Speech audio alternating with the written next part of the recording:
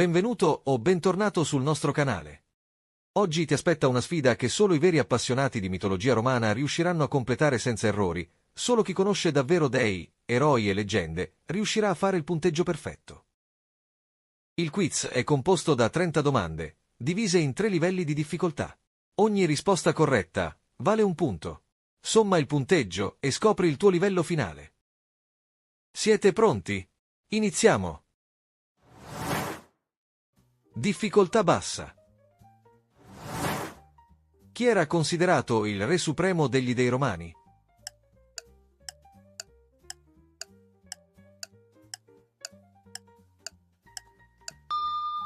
Giove. Era il dio del cielo, del tuono e della luce, considerato il protettore supremo dello Stato romano e delle sue leggi. Quale animale allattò Romolo e Remo secondo il mito?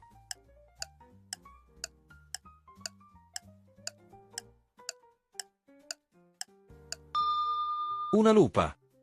Secondo la leggenda, Romolo e Remo furono abbandonati sul Tevere per ordine del re Amulio e trovati da una lupa, che si prese cura di loro. Alcuni storici pensano però che la lupa fosse in realtà Acca Larenzia, moglie del pastore Faustolo. Quale dea romana era associata all'amore?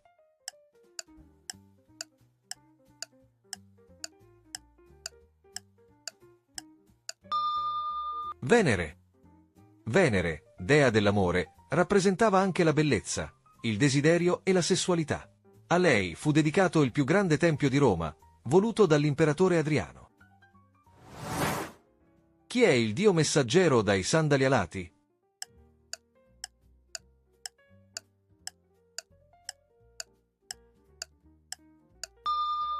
Mercurio. Figlio di Zeus e della ninfa Maia, Mercurio era il messaggero degli dei e il protettore di viaggiatori, mercanti, ladri e oratori. I suoi sandali alati simboleggiavano la rapidità con cui si muoveva tra il mondo degli dei, quello umano e l'oltretomba. Quale dio governava il mare?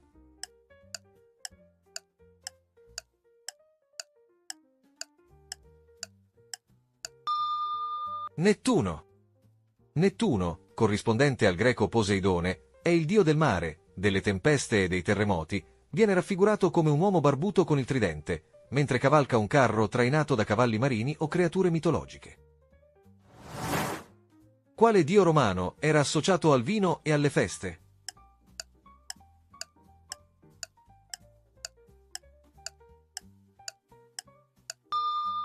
Bacco. Bacco era il dio del vino, dell'estasi, della fertilità, della viticoltura e del teatro. In suo onore si celebravano i baccanali, feste caratterizzate da grande energia, caos e momenti di estasi collettiva. Quale fu la città natale che Enea lasciò prima di arrivare in Italia?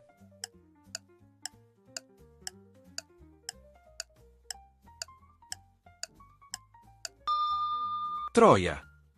Dopo la distruzione della città da parte dei Greci, Enea fuggì con il padre Anchise, il figlio Ascanio e i Penati, alla ricerca di una nuova patria. Il suo viaggio si concluse nel Lazio, dove fondò la città di Lavinium. Quale dea romana era considerata la regina degli dei?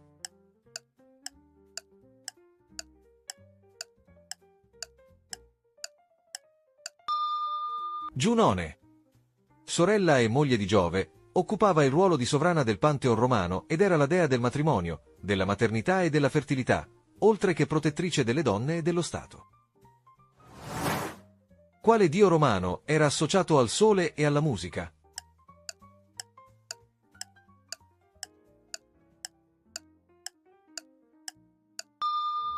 Apollo. Apollo era il dio del sole, della musica, della poesia e della profezia. Veniva rappresentato con la lira o la cetra, simboli delle arti e della cultura, ed era anche associato alla medicina e alla luce solare. Quale dea era protettrice della caccia?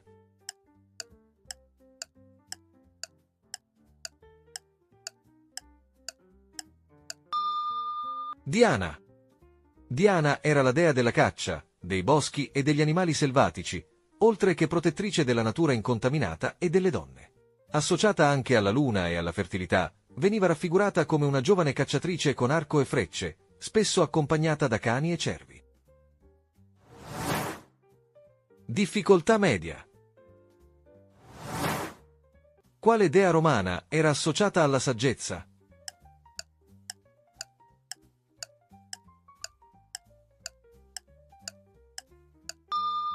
Minerva.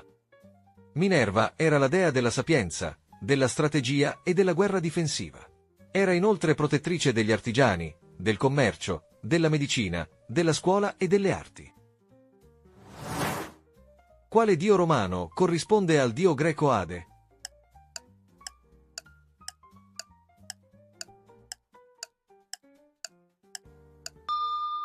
Plutone. Plutone era il dio dell'oltretomba e del mondo sotterraneo. Oltre a governare le anime dei defunti, era associato anche alle ricchezze nascoste nel sottosuolo, come metalli preziosi, gemme e fertilità della terra. Quale creatura sorvegliava l'ingresso degli inferi?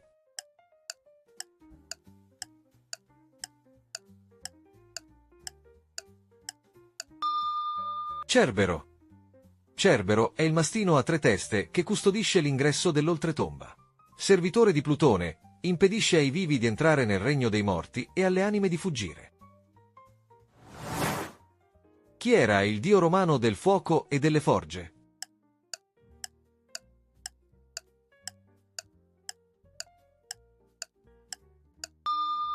Vulcano.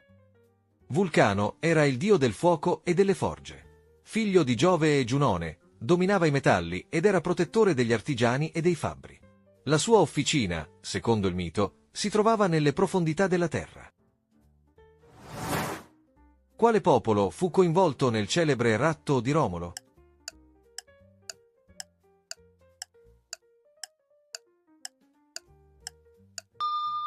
I Sabini. Il ratto delle Sabine avvenne quando la giovane Roma, povera di donne, organizzò i consualia per attirare i Sabini. Durante i giochi, i romani approfittarono della distrazione per rapire le giovani donne presenti. Quale dea era associata al focolare domestico?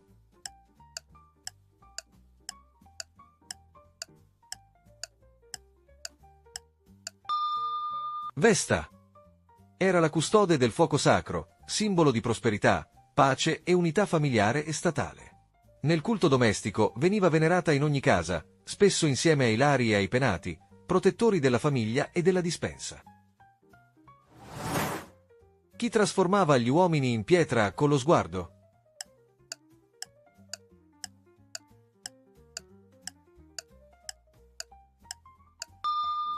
Medusa. Secondo la versione di Ovidio, Medusa era inizialmente una giovane bellissima e sacerdotessa di Minerva.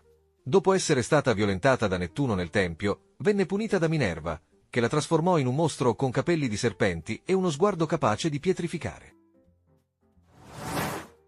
Chi era la madre divina di Enea?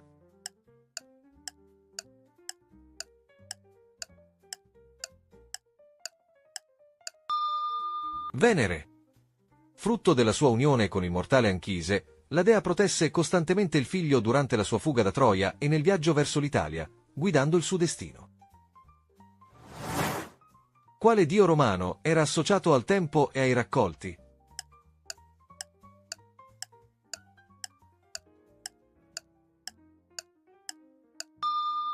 Saturno. Era il dio dell'agricoltura e del ciclo delle stagioni, viene spesso raffigurato con una falce, simbolo del raccolto. In suo onore si celebravano i Saturnali, feste invernali caratterizzate da abbondanza e inversione dei ruoli sociali. Chi è l'eroe della mitologia noto per le sue 12 fatiche?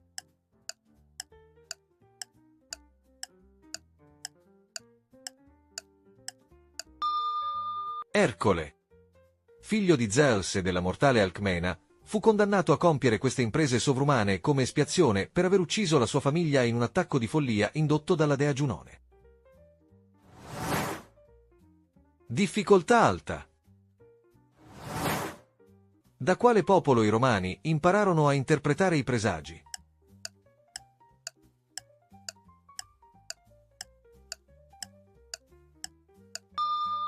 Gli Etruschi.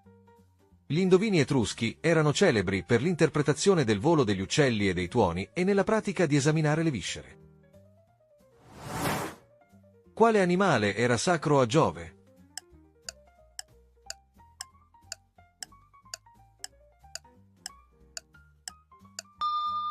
L'aquila.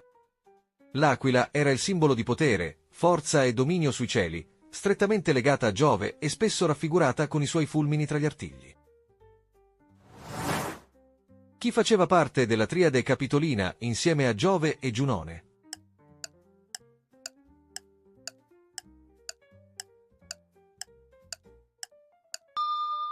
Minerva. La triade capitolina indica il gruppo delle tre divinità principali della religione romana arcaica e di Stato. Chi è il romano che lasciò la mano nel fuoco senza reagire al dolore?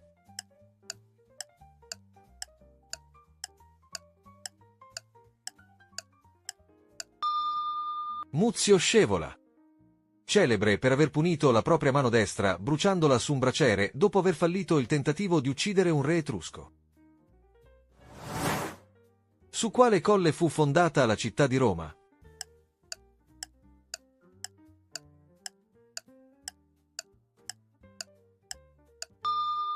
Il Colle Palatino. Secondo la tradizione, Romolo tracciò qui il solco sacro per delimitare i confini della nuova città, il 21 aprile del 753 a.C. Successivamente, l'insediamento si espanse fino a comprendere tutti e 7 colli di Roma. Chi era la Sibilla di Cuma?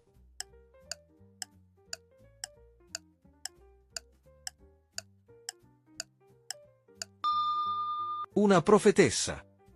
Era la più celebre profetessa e sacerdotessa del dio Apollo, custode dell'oracolo di Cuma, nei pressi di Napoli. Quale dea era considerata l'antenata della famiglia di Giulio Cesare?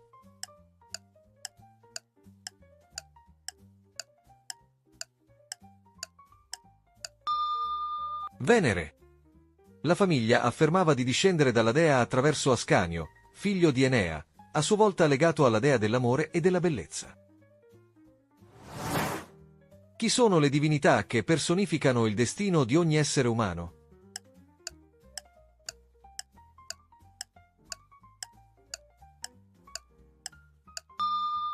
Le Parche. Erano 3 e presiedevano al ciclo della vita, dalla nascita alla morte, tessendo e tagliando il filo del fato di ogni essere umano. Quale mostro aveva il corpo di leone, la testa di capra e la coda di serpente?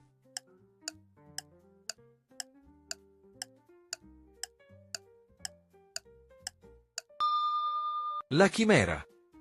Questa creatura sputafuoco della mitologia greco-romana nacque dall'unione di Tifone ed Echidna e venne poi sconfitta dall'eroe Bellerofonte, che l'affrontò cavalcando il cavallo a lato Pegaso. Quale figlio di Venere fu trasformato in un fiore dopo la morte?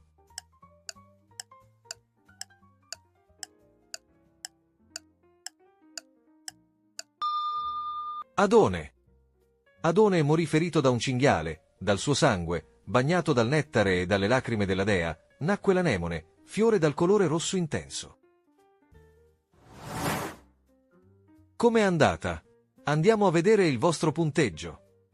Se il video vi sta piacendo, mettete un mi piace, iscrivetevi al canale e accendete la campanella per non perdere i prossimi video. Se hai fatto da 0 a 10 punti, hai ancora molta strada da fare, tra dei, eroi e leggende romane. Il mondo della mitologia ti riserva ancora molti segreti da scoprire. Forse Giove e Nettuno ti hanno teso qualche trabocchetto, ma con un po' di studio e allenamento potrai migliorare rapidamente. Se hai fatto da 11 a 20 punti, hai una buona conoscenza della mitologia romana. Conosci molti dei, creature e racconti leggendari, e hai una base solida sull'argomento.